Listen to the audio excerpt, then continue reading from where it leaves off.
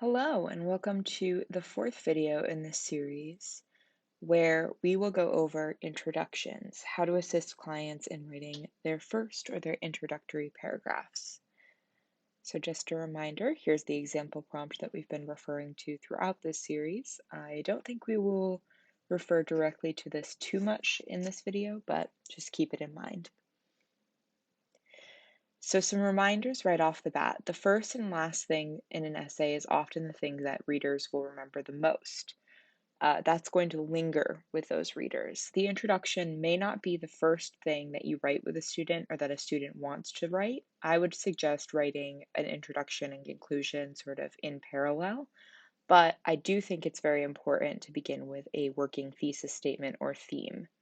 Um, Many students do really struggle with introductions and have identified them as the most difficult part of the writing process for themselves. So, our first sentence oftentimes has been referred to probably in the past as a hook or attention grabber.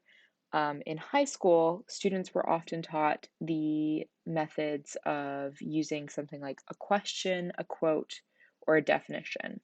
While these might be good places to start, these openings can feel amateur or overdone and sometimes fail to really connect with the content of the full essay. So maybe they're a little too specific. Maybe they don't even really make sense with the content of the essay. I think that definitions in particular tend to come off as very cliche. So while these ideas are a really good place to start, once again, it is a good idea for students to sort of branch out in the college setting.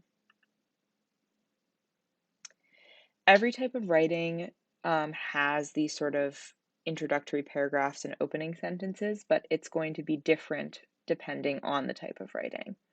The function and style of these openings will change to align with the type of writing that the student is doing.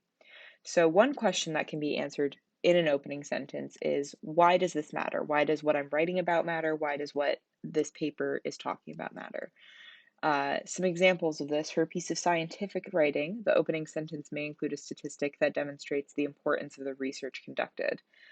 So, in a paper talking about lung cancer, in 2019, 139,601 people died of lung cancer in the United States, according to the CDC. Alternatively, thinking about sort of something closer to our example prompt, discussing a piece of media, the opening may include something about the significance of that media. Like, the political questions raised in the Hunger Games series are ones that humans have been struggling with for centuries. So these are just sort of opening sentence ideas. If a student is still insistent on using a quote, especially for something like a speech, I think that oftentimes they're encouraged to do so. There are strategies to use with quotes. So make sure they use a quote that fully connects with their thesis or their main ideas, um, and triple check to make sure that that quote is attributed correctly. Especially in the case of those aggregation websites where they take a bunch of quotes from random parts of the internet and they just throw them on a website. It's really important to make sure that the person who they say said the quote actually is the person who did it. And it also avoids misquoting and inappropriate sources. Students also should really not overuse either quotes or questions in their introductions. If they start with a quote or question, there shouldn't be three other quotes or questions throughout the introduction. Make sure they're using those kinds of things in a meaningful way. And any quotes that they use in the introduction should not be used later as evidence or should not be repeated throughout.